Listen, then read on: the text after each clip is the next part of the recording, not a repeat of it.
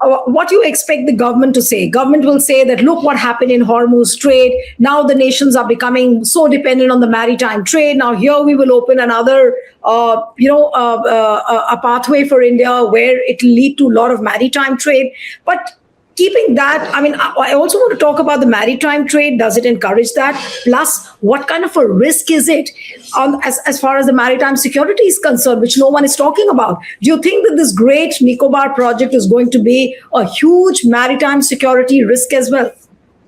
Well, if you listen to the government's propaganda, I call it propaganda because it's very hard to trust a government which is so opaque. Even its GDP is suspect. You don't know what their numbers truly are. So they will bring in national security. You see, it's very easy to do anything in this country ever since Mr. Modi became prime minister by invoking words like national security. Now, the moment you say national security, people say, now, how do I argue against that, right? Because, hey, it makes people vulnerable. It doesn't mean that we can be threatened by a foreign power. Does it mean that there can be some kind of a risk to ordinary people because of any kind of threat from a foreign entity? Now, these are issues that are raised very conveniently because it suits the government's narrative.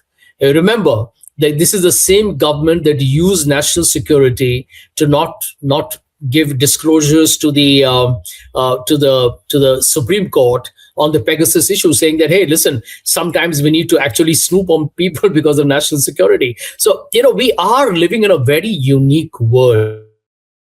And I want to say this again. Please link, whether it's Aravali, whether it's a Great Nicobar project, whether it's the multiple places, by the way, in Chhattisgarh, Madhya Pradesh, Bihar, Jharkhand, wherever, you find that land has been given away. And it's not just land, it's a forest on the land. You're talking about precious natural resources, right? And who gets displaced? It's a poor tribal population of India, right? I want to tell you the story that I think India needs to hear.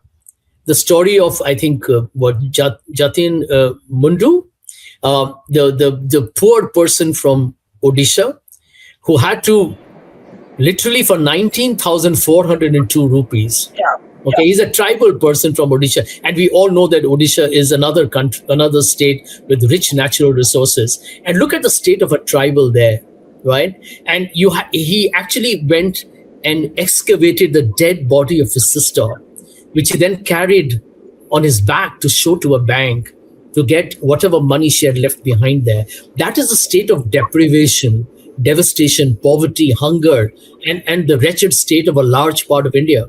So when the government of this country, when you use words like development, industrialization, growth, jobs, national security, these are very easy to drop jargons that can create a spin and people don't know how to argue with them. By the time the entire country pays a monumental cost on account of environmental degradation or an ecological imbalance that is created, these politicians won't be there in power, or they will be all 100 years old. And the young who are currently probably children or just about entering college will be left holding the baby. And I think as responsible citizens, Rahul Gandhi has spoken up. I think, kudos to him for doing that. And I'm glad you're holding a program on it, because I can promise you no TV channel is going to discuss this today at 8, 9 or 10. Absolutely. In fact, I was looking at the kind of arguments which are coming from the government side or the government supporters, even the maritime experts, what they are saying. I'll just give you one or two points, and then maybe you can give your reaction on that.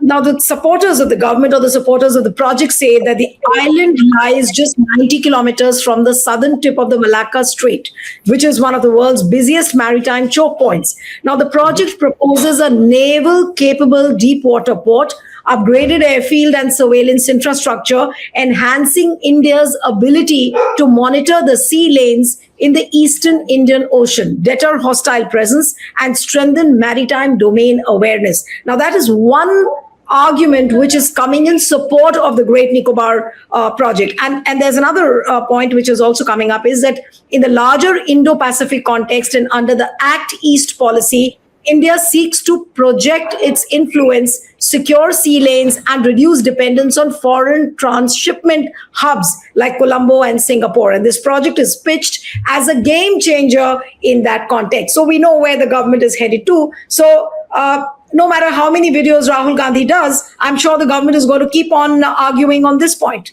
and try to prove that they are right. Well, Nilu, let me tell you something. I mean, that this government is a past master at sleight of hand, in deception and chicanery. This is the same government, right, that talked about the Chabahar port. Have you seen how they have abandoned that entire investment? Yes. This is the same government that talks of national security. And can we know why it took them so long to even contain the madness that was going on in Manipur? I mean, who are these guys to give us a lecture on national security? I mean, we have seen how we have handled our foreign policy today. I mean, ever since Pakistan stole the thunder literally under our nose by becoming the troubleshooter in the US-Iran negotiations, no TV channel is discussing foreign policy anymore between 8 to 9.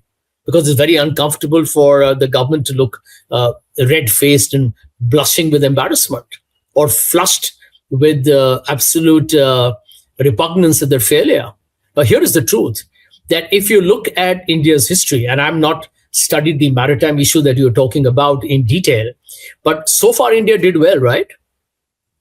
I mean, you got to think about why does the government suddenly, you see, if you want to find a reason, then frankly speaking, the entire length and breadth of this country at any point needs national security. I mean, you can have a port all across. Why don't we have ports across the entire length, the entire peninsula? You can, because after all, somebody can come in through anywhere. It happened in 2611. It can happen, frankly, every part which is connected to the waters, Arabian Sea or the Indian Ocean, create a port.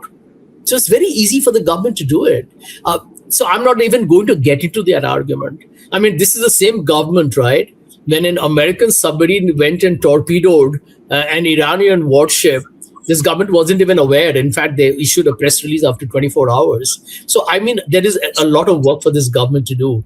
Everybody's aware that, we need more modernized equipment in our army. Right? Do we have them? I mean, this government doesn't have focus. I'm telling you, this is what I call as a bullet train government. This government cannot maintain your trains. Accidents will happen. Things will be haywire. But we want a bullet train. You know why? Because when the first bullet train comes, this obsession with first, Modi ji created the first bullet train. Have you noticed that entire campaign is Modi ji was the first to do it? Whether it's good for the country, it doesn't matter. But Modi ji is the first one to do it. That's their whole obsession. But this is, let me tell you, if you look at history, this is a fascist mindset.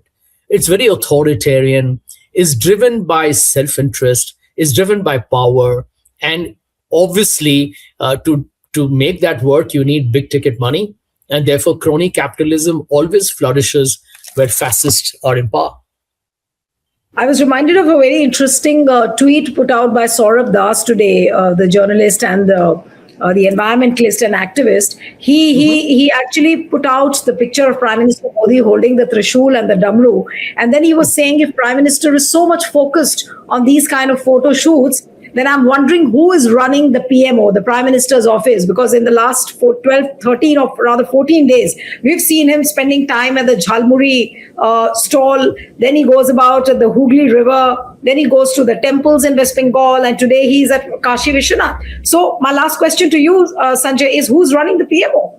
And has Prime Minister Modi already locked the PMO and gone away? Well, to be very frank with you, and one data point, India's GDP in the last 7 years has been 5.5%. Mr. Modi has been not just a disappointing performance. His has been the most disastrous performance in the history of India's politics. Here is a man who came on development. India, over the last 12 years under his prime ministership, has grown by 6.2%. And these numbers, by the way, are also alleged by many to be inflated and exaggerated by 2%.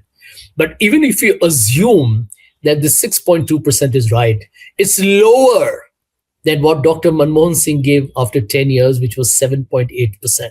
In fact, UPA's last year's performance, on which it was voted out, was 6.4%, higher than what Mr. Modi has done over 12 years. So The answer is very straightforward. You have a prime minister who believes in optics. He believes he can successfully make the people of India buy his spin. So far, a lot of people have bought into that story. And that, I think, is India's tragedy.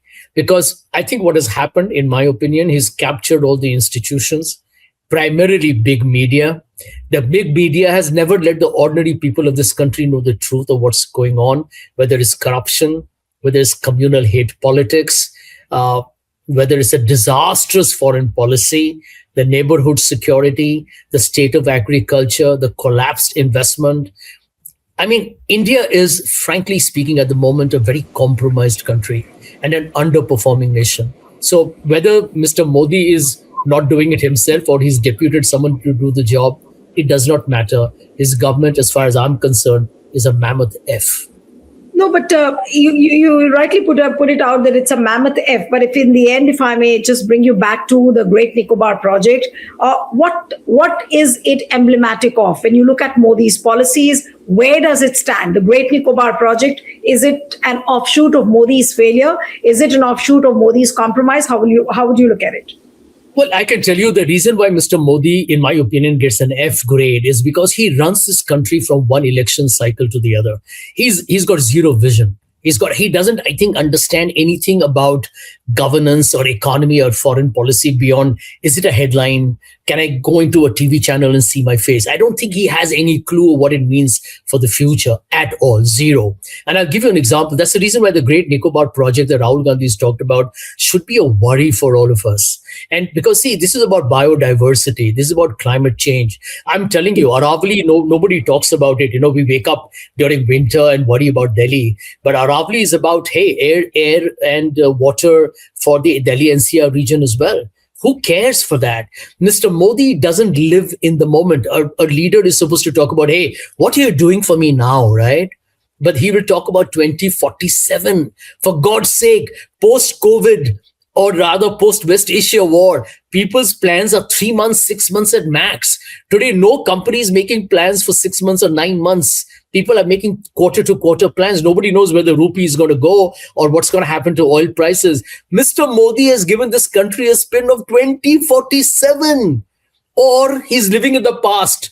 Aurangzeb, Akbar, Birbal, poor Jawaharlal Nehru, Congress to hai hi baitha hua, jisko aap lagate raho.